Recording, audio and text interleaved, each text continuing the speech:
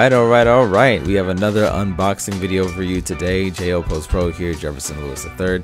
So this is the OFM Essentials Gaming Racing Style Chair. I got this gaming chair for my girlfriend. I thought it was pretty awesome. We got the green one because green is her favorite color. So I figured that would match some of the things she has already at her desk.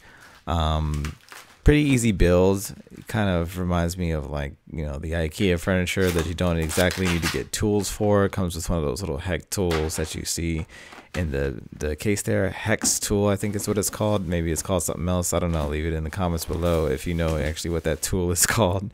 To me, it's just kind of a universal thing. But anyway, directions are pretty self-explanatory. It wasn't that hard to put together. These are all the pieces laid out on the floor that come with it. I started by putting the wheels on. Pretty easy. They all just kind of snapped together. And these are what the screws look like. They, yeah, like I said, were pretty easy to put this bottom piece on. Just use that little hex tool there to tighten them all into place. Very, very convenient, very easy, very simple.